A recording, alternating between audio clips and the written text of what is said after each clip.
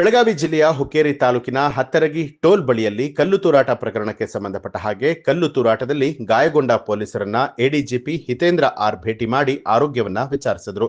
ಬೆಳಗಾವಿ ನಗರದ ಕೆಎಲ್ಇ ಆಸ್ಪತ್ರೆಗೆ ಭೇಟಿ ನೀಡಿ ಸುದ್ದಿಗಾರರೊಂದಿಗೆ ಮಾತನಾಡಿದಂಥ ಅವರು, ಘಟನೆಯಲ್ಲಿ ನಮ್ಮ 11 ಜನ ಸಿಬ್ಬಂದಿಗಳಿಗೆ ಗಾಯಗಳಾಗಿದೆ.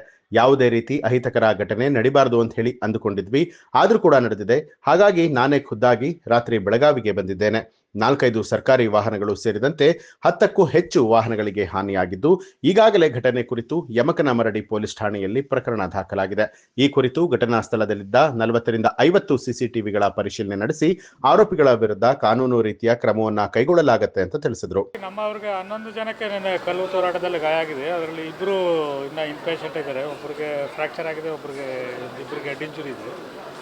ಸಿಟಿ ಸ್ಕ್ಯಾನ್ ಎಲ್ಲ ಮಾಡಿದೆ, ಎಲ್ಲ ಅವ್ರಿಗೆ ಈಗ ಸೂಕ್ತ ಚಿಕಿತ್ಸೆ ಎಲ್ಲ ಕೊಡಲಾಗ್ತದೆ. ನಾವು ಈ ಬಗ್ಗೆ ಅಲ್ಲಿ ಯಮಕನಮರಡಿ ಪೊಲೀಸ್ ಸ್ಟೇಷನಲ್ಲಿ ಒಂದು ಸ್ವಯಂ ಪ್ರೇರಿತವಾಗಿ ಒಂದು ಪ್ರಕರಣ ದಾಖಲು ಮಾಡಿಕೊಂಡು ಯಾರು ಕಲ್ಲು ಹೊಡೆದಿದ್ದಾರೆ ಅವ್ರಿಗೆ ವಿಡಿಯೋಗಳೆಲ್ಲ ಕೆಲವಿದ್ದಾವೆ, ಅದನ್ನು ನೋಡಿಕೊಂಡು ಅವ್ರನ್ನ ಮುಂದಿನ ದಸ್ತಗಿರಿ ಮಾಡೋ ಪ್ರಕ್ರಿಯೆಯನ್ನು ಮುಂದಿನ ದಿನಗಳಲ್ಲಿ ಮಾಡ್ತೀವಿ. ಅಲ್ಲಿ ಮಾಬಿತ್ತು, ಮಾಬಲ್ಲಿ ಎಲ್ಲರೂ ಕಲ್ಲು ಹೊಡೆದ್ರು ಅಂತ ಹೇಳ್ತಾಯಿಲ್ಲ ನಾವು. ಮತ್ತು ಅಲ್ಲಿ ಯಾರ್ಯಾರು ಅಲ್ಲಿ ವಿಡಿಯೋದಲ್ಲಿ ಸ್ವಲ್ಪ ಫೋಟೋಸು ವಿಡಿಯೋಸ್ ನಮಗೆ ಸಿಕ್ಕಿದ್ದಾವೆ.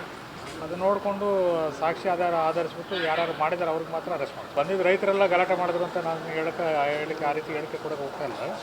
ನಾನೇನು ಹೇಳ್ತಾ ಇದ್ದೀನಿ ಅಂದರೆ, ನಮ್ಮ ಹತ್ರ ವಿಡಿಯೋ ಫೋಟೋಗಳು ನೋಡಿಕೊಂಡು ಸಾಕ್ಷಿ ಆಧರಿಸಿ ಅವ್ರಿಗೆ ಮಾತ್ರ ಅರೆಸ್ಟ್. ದೇಶಪೂರ್ವಕವಾಗಿ ಕಲ್ಲು ತೂರಾಟ ಆಗಿದೆ ಅಂತ ಮೇಲ್ನೋಟಕ್ಕೆ ನಮಗೆ ಕಂಡು ಬರ್ತಾ ಇರೋದು.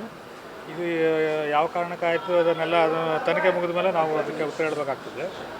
ಈಗ ಅವರು ಕೆಲವೆಲ್ಲ ವಿಡಿಯೋಗಳು ಫೋಟೋಗಳೆಲ್ಲ ಕಲೆಕ್ಟ್ ಮಾಡಿದ್ದಾರೆ ನಮ್ಮವರು. ಅದನ್ನು ಆಧರಿಸಿ ಮುಂದಿನ ಪ್ರಕ್ರಿಯೆ ನಡೀತದೆ. ಇಲಾಖೆಯ ನಿರ್ದೇಶನ ಅದೇ ಥರ ಇತ್ತು. ರೈತರದ್ದು ಪ್ರತಿಭಟನೆ ಏನಿದೆ ಅದನ್ನು ಸೂಕ್ಷ್ಮವಾಗಿದೆ, ಹಾಗಾಗಿ ಸಮಯವಾಗಿ ಅದಕ್ಕೆ ಬಂದೋಬಸ್ತ್ ಮಾಡಬೇಕಂತಲೇ ಇತ್ತು. ಭಾಳ ಜನ ಅದಕ್ಕೆ ಅವರು ಲಾಠಿ ಕೂಡ ಅವ್ರಿಗೆ ಇಶ್ಯೂ ಮಾಡಿರಲಿಲ್ಲ ನಿನ್ನೆ. ಆದರೂ ಕೂಡ ಇದೊಂದು ಹತ್ತರಗಿನಲ್ಲಿ ಒಂದು ಘಟನೆ ಏನು ಮಧ್ಯಾಹ್ನ 2 ಗಂಟೆಗೆ ಆಗಿದೆ. ಅದು ಅವ್ರ ಬಗ್ಗೆ ಸೂಕ್ತ ತನಿಖೆ ನಡೆದು ಯಾರಿದ್ದಾರೆ ಅವರು ಎಲ್ಲರೂ ನಮ್ಮ ಮುಂದಿನ ಕ್ರಮ ಜರುಗಿಸುವ. ಈಗ ನಾನು ಅದಕ್ಕೆ ನಿನ್ನೆ ರಾತ್ರಿನೇ ಬಂದು ಇಲ್ಲಿ ಈಗಾಗಲೇ ಅನೌನ್ಸ್ಮೆಂಟ್ ಆದಮೇಲೆ 52 ಜಾಗಗಳಲ್ಲಿ ಏನು ಪ್ರತಿಭಟನೆ ನಡೀತಾ ಇತ್ತು, ಅದರಲ್ಲಿ ಆಗಲೇ ಭಾಳಷ್ಟು ಕಡೆ ಪ್ರತಿಭಟನೆಗಳು ಮುಗಿದಿದ್ದಾವೆ. 7 ಕಡೆ ಮಾತ್ರ ಇನ್ನೂ ಪ್ರತಿಭಟನೆ ನಡೀತಾ ಇದೆ. ಅದು ಸಕ್ಕರೆ ಸಚಿವರು ಬಂದ ಮೇಲೆ ಅದನ್ನು ಕೂಡ ಅವರು ಮಾತಾಡಿದ ಮೇಲೆ ಅದನ್ನು ಕೂಡ ಮುಗಿಯೋದಕ್ಕೆ ಅಂತ ನಾವು ಆಶಾಭಾವನೆಯನ್ನು ಹೊಂದಿದ್ದೀವಿ ಅವರಿಗೆ. ಅದನ್ನು ನೋಡಿಕೊಂಡು ನಾನು ಮುಂದಿನ ತೀರ್ಮಾನ ತಗೊಳ್ತೀನಿ. 4 KSRTC ಬಸ್ಸು ಮತ್ತು ನಮ್ಮದು 2 ಗಾಡಿ ಕಲ್ಲು ಗ್ಲಾಸ್ ಹೊಡೆದಿದ್ವಿ. ಇನ್ನೂ ತೊಗೊಂಡಿಲ್ಲ.